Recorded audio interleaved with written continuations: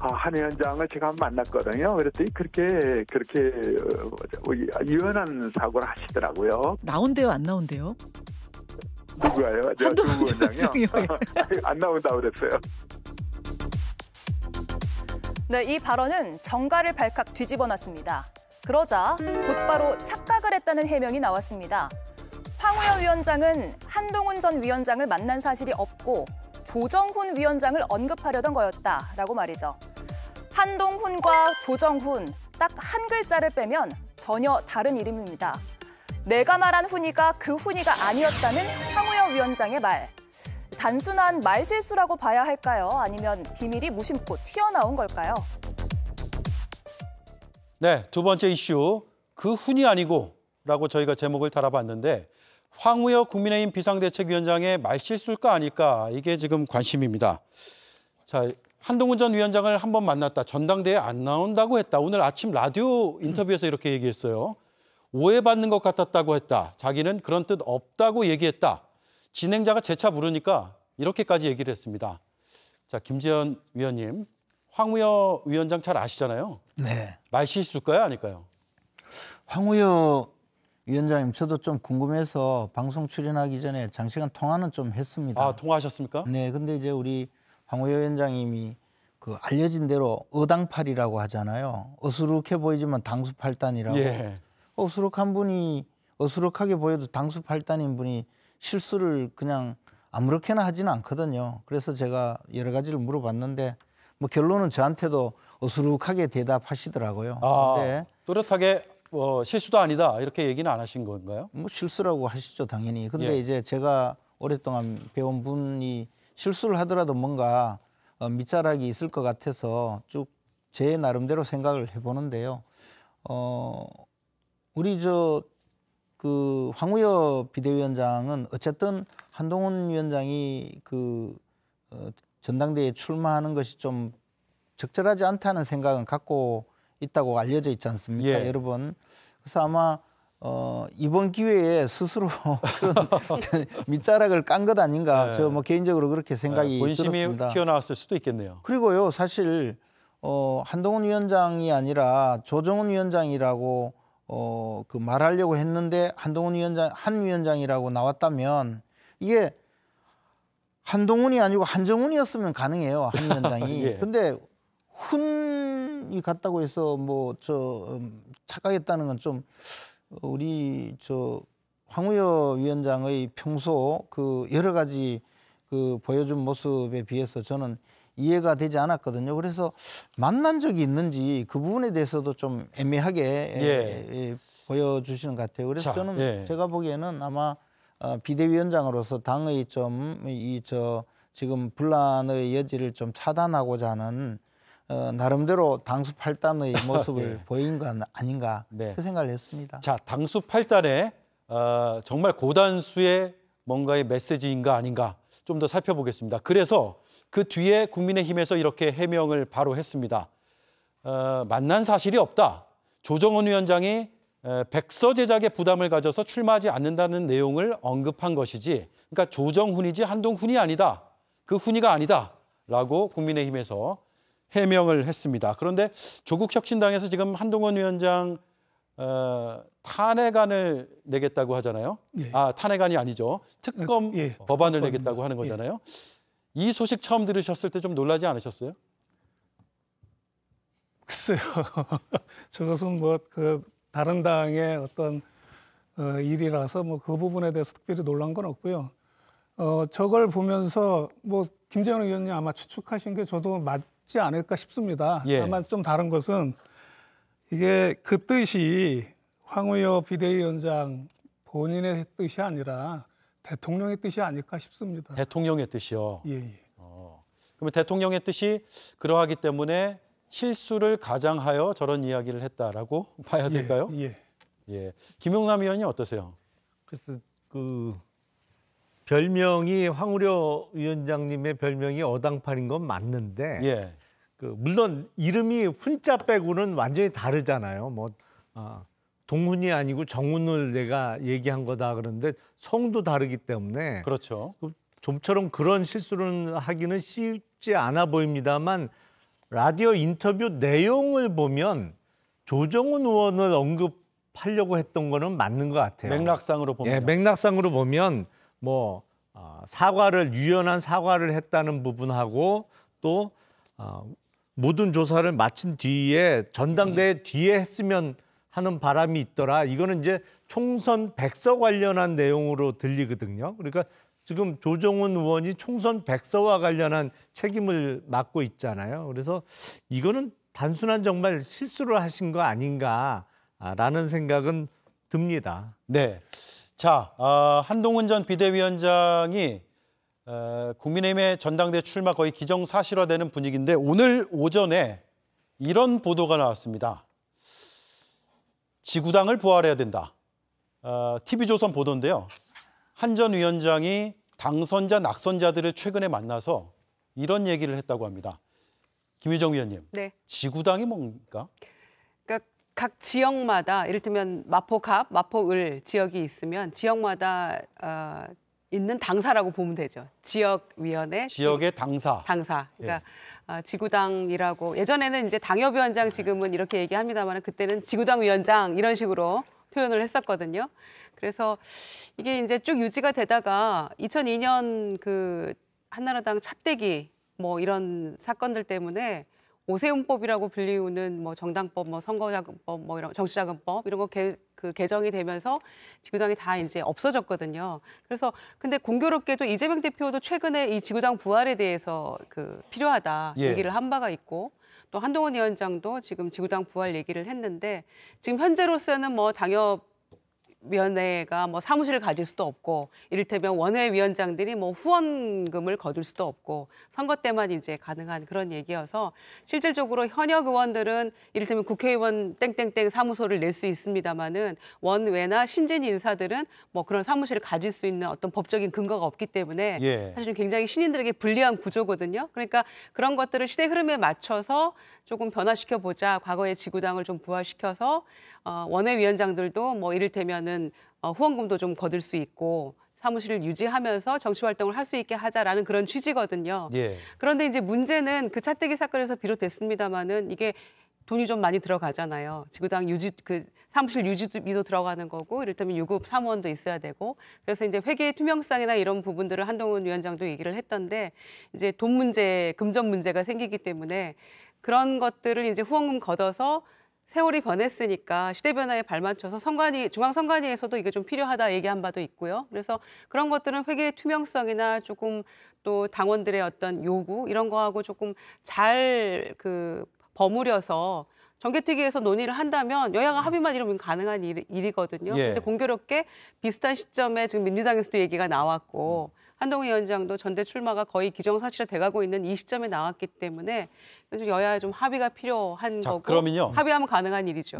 그러면 지구당은 그 지역에서 정치하고자 하는 사람들에게는 꼭 좀 됐으면 좋겠다라는 희망사항인가요? 그게 특히 원외에 있는 사람, 그러니까 현역 국회의원이 아니고 국민의힘 같은 경우에는 당협위원장이라고 부르고요. 민주당 같은 경우에는 지역위원장이라고 부릅니다만 이제 현역 국회의원이 아닌 뭐 총선에 출마했던 아니면 앞으로 출마하고자 하는 사람들은 지구당이 부활되면 사실은 후원금 그리고 당의 공식적인 지원도 받을 수 있거든요. 그러니까 한동훈 전 위원장이 지구당 부활을 언급했다는 것은 이번에 낙선하면서 국민의힘의 당협위원장으로 활동할 사람들의 마음을 사기 위한 내용 언급 아니었냐 이렇게 보여요. 근데 이제 그 지구당 부활에 대해서 한두 번 이야기가 있었던 것이 아니고요. 늘 전당대회 전이라든가 또는 이제 원외 위원장들 그러니까 당협위원장들을 만나면 이런 이야기를 하거나 또 특히 이제 민주당이나 과거 정의당 쪽에서 이런 요구를 한 적이 있는데요.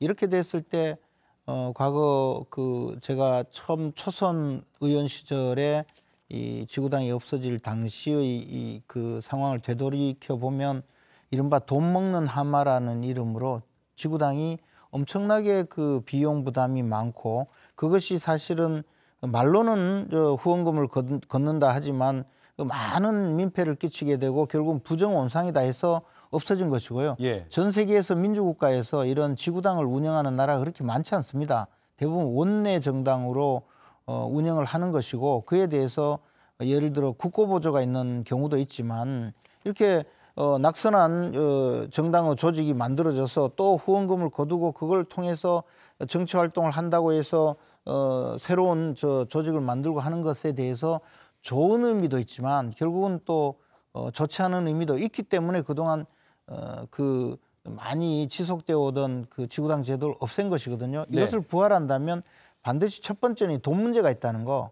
그리고 그 돈 문제는 결국은 국민의 부담으로 온다는 거. 그리고 두 번째는 그것이 국고보조금도 포함이 된다는 거. 결국 이제 국민의 세금이 들어간다는 그런 두 가지 의미가 있거든요. 근데 네. 그것을 눈을 감고 단순히 이제 전당대회를 앞두고 원외위원장들 이번에 낙선한 분들에 대해서 위무 차원에서 위로 차원에서 이런 제안을 했다면 그것은 현실적으로 실현 가능성이 높지 않다. 네. 그런 생각입니다. 자, 실현 가능성이 높지 않아 보이는 것을 던져서 표심을 일단은 사겠다라고 했다면 결국 전당대회 출마는 거의 기정사실화 되는 거네요. 제가 보기에는 뭐 거의 전당대회는 이미 출마하는 것을 전제로 활동하고 있다고 생각합니다. 다만 한동훈 위원장도 정치 현장에서 잠시 경험을 했지만 자기 스스로 정치 일선에서 자기 결정으로 나와서 자기 결정으로 어떤 그 활동을 해본 적이 없거든요. 네. 그렇기 때문에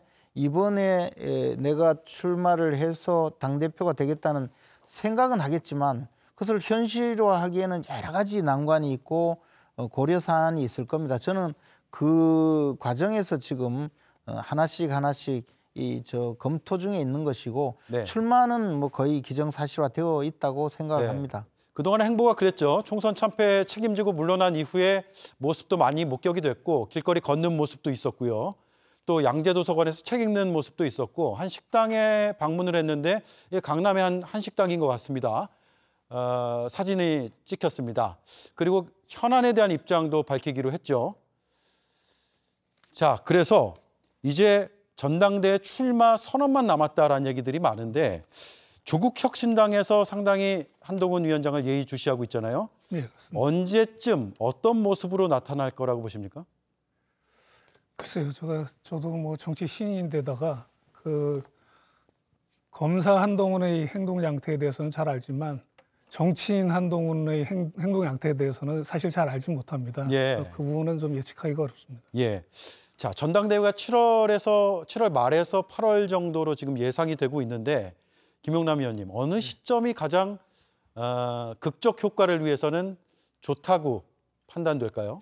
한동훈 전 위원장에 대해서는 전당대회 출마 관련해서 당 내에서도 찬성 의견도 있습니다만 반대 의견도 만만치 않잖아요. 예. 그러니까 아무래도 미리 출마 선언을 하는 것보다는 후보 등록 시점쯤에서 극적인 효과를 노리면서 하지 않을까 싶습니다. 그리고 예. 그때 당시에 출마의 명분을 삼을 만한 어떤 정치적인 큰 사건이라든지 이슈가 제기된다고 하면 더 좋겠죠. 네. 그런 시기를 좀 고르지 않을까 싶은데요. 예. 지금 엄청 고민하고 있을 것 같은데요. 네. 근데 사실 그 집권한 지 대통령이 이제 취임하고 2년 된 정당이 집권 여당이 비대위 체제로 총선을 치르는 것도 굉장히 드문 경우였는데 예. 또 법무부 장관 하다가 곧바로 또 비대위원장으로 와서 이런 경우도 좀 드물죠. 그런데 어찌됐건 대통령 임기가 3년 남은 상황에서 다음 당대표가 되려고 마음을 먹었다면 대통령과 관계 설정을 어떻게 할 건가 그 부분 저는 좀 고민해야 된다고 생각하고요. 네. 대통령 뭐 언제든 만날 수 있다고 했는데 한동훈 전 위원장의 생각은 어떠한지 그런 부분들이 조금 필요할 것 같고요. 그러면서 동시에 지난번 총선 치르면서 단 한 번도 어떤 개별 인터뷰 당대표로서 총선을 진두지휘했잖아요. 총괄 선대위원장으로. 그런데 인터뷰를 한 번도 한 걸 본 적이 없어요. 관훈 클럽 토론에 한 번 갔고 아니면은 기자가 이제 그 이동하는 차 안에 잠깐 타서 그런 식의 어떤 간이 인터뷰 형태로 한 거 외에는 네. 정식으로 스튜디오 나와서 이런 식으로 당의 어떤 공약이나 당의 어떤 비전이나 반성이나 이런 걸 한 적이 없거든요. 그러니까 아마 그런 것들을 조금 차분히 준비하면서 등장을 하지 않는 이상은 지난 총선과 비슷한 양태로 갈 수 없을 거라서 대통령의 관계 설정 그리고 언론과의 관계를 어떻게 설정해서 이제는 조금 다른 모습을 보여야지 좀 국민들이 그나마 설득이 될 거라고 생각하거든요. 네. 자, 그 한 전 위원장은 저희도 인터뷰 요청을 하려고 연락을 많이 하고 있는데 연락이 잘 안 됩니다. 그러니까 집권여당 대표가 인터뷰를 안 한다고 하면 어떻게 당을 꾸려갑니까? 여기 5대0 라이브에 나와서 출마 선언을 할 수도 있을 것 같습니다. 좋겠네요. 방송을 보고 계시면 나와 주시죠. 지금 어쨌든 아까 김재현 의원이 얘기하신 게 대통령은 한 전 위원장의 출마를 지금 원치 않는 분위기고 그렇다면 그 대통령의 뜻을 거스르면서 당선될 수 있을까요? 국민의힘의 이 문화를 잘 아시잖아요. 근데 이제 대통령이 출마를 원치 않는다는 걸 뭐 물어봤습니까 어디?